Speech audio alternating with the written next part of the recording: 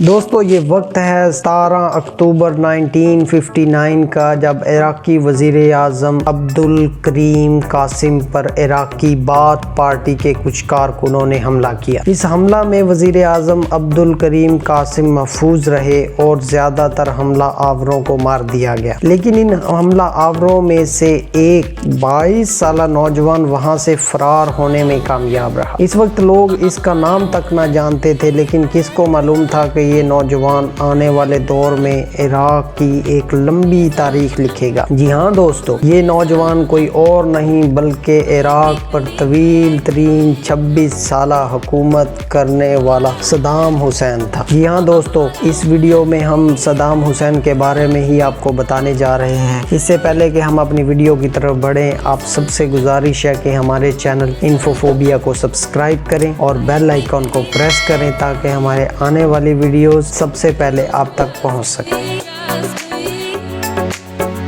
دوستو، Saddam Hussein Iraq کے شہر تکریت کے قریب ایک گاؤں میں پیدا ہوا۔ ابتدا سے ہی صدام حسین کو غربت اور مشکلات سے گھری زندگی نصیب ہوئی۔ صدام حسین کے والد کا نام حسین عبدالماجد تھا، جو کہ صدام کی پیدائش سے پہلے ہی وفات پا چکے تھے۔ صدام کی والدہ نے دوسری شادی کر لی تو صدام اپنے چچا خیر اللہ طلفہ کے ہاں بغداد چلا گیا۔ یہاں اس نے بچپن اور جوانی گزاری اور بعد میں اپنی چچا زاد بہن ساجدہ طلفہ سے شادی کی۔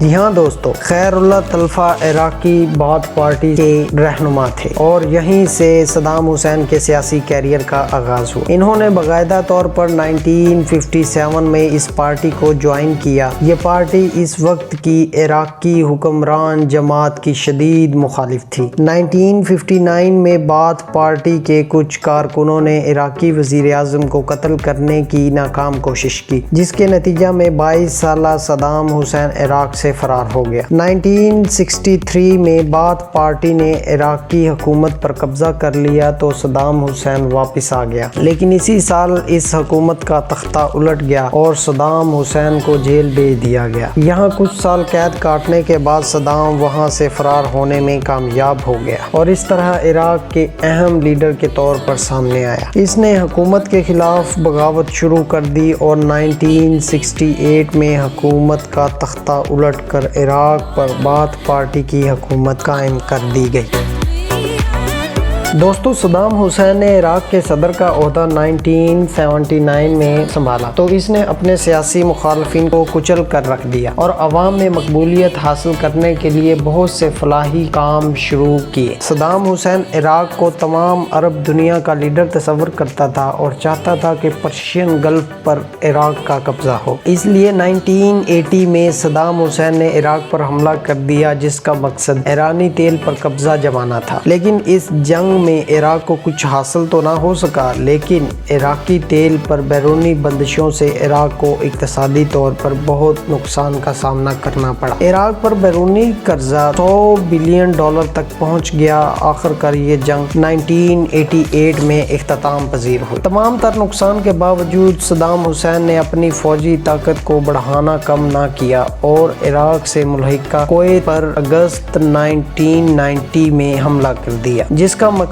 عراقی تباہ شدہ اکانومی کو ایک سہارا دینے کے لیے کویتی تیل کے ذخائر پر قبضہ کرنا تھا۔ اس حملہ کے نتیجے میں اقوام متحدہ نے عراق کو فوری طور پر کویت سے اپنی افواج نکالنے پر زور دیا اور عراق پر بہت سی تجارتی پابندیاں بھی لاگو کر دی گئیں۔ تمام تر پریشر کے باوجود صدام حسین نے افواج واپس بلانے سے انکار کر دیا تو جنوری 1991 کو UN امن فورسز نے کویت میں موجود عراقی افواج پر حملہ کر دیا اور 6 ہفتوں کی لڑائی کے بعد کویت سے عراقی افواج کو نکالنے پر مجبور کر دیا گیا۔ اس شکست کے بعد اقوام متحدہ سے جنگ بندی معاہدہ کیا گیا، جس میں عراق کو کسی بھی قسم کے نیوکلیئر، بایو کیمیکل ہتھیار رکھنے یا بنانے سے روک دیا گیا۔ UN نے عراق پر ہتھیاروں کی جانچ پڑتال کے لیے کچھ معائنہ کاروں کو عراق بھیجا، لیکن صدام حسین نے انہیں ملک میں داخلے سے روک دیا اور ان کے ساتھ کسی بھی قسم کے تعاون نہ کرنے کا اعلان کیا۔ اس رویے کو مد نظر رکھتے ہوئے یو ایس اور برطانوی ایئر فورسز نے آپریشن ڈیزرٹ فاکس کا آغاز کیا، جس کا مقصد صدام حسین کو قتل کرنا تھا، لیکن 4 دن کے طویل آپریشن کے باوجود صدام حسین محفوظ رہا۔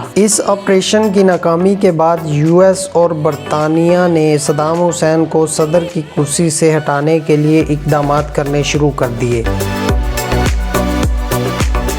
11 ستمبر 2001 میں امریکی ورلڈ ٹریڈ سینٹر پر حملے کے بعد امریکہ کو یہ خدشہ پیش آیا کہ صدام حسین دہشت گردوں کو ہتھیار فراہم کر سکتا ہے، جس کو روکنے کے لیے اقوام متحدہ نے دوبارہ عراق میں معائنہ کاروں کو بھیجا، لیکن پہلے کی طرح صدام حسین نے ان کے ساتھ کسی بھی قسم کے تعاون کرنے سے گریز کیا۔ تو 17 مارچ 2003 کو امریکی صدر جارج بش نے صدام حسین کو دھمکی دی کہ 48 گھنٹوں کے اندر عراق چھوڑ دو یا پھر جنگ کے لیے تیار ہو جاؤ۔ صدام حسین نے اس کو ماننے سے انکار کر دیا اور اس طرح 20 مارچ کو امریکی افواج نے عراق پر حملہ کر دیا۔ 20 دن کی لڑائی کے بعد 9 اپریل 2003 کو امریکی افواج نے عراقی دارالحکومت بغداد پر قبضہ کر لیا۔ صدام حسین فرار ہونے میں کامیاب رہا اور 13 دسمبر 2003 کو ترکیہ کے قریب ایک زیر زمین فارم ہاؤس سے گرفتار کر لیا گیا۔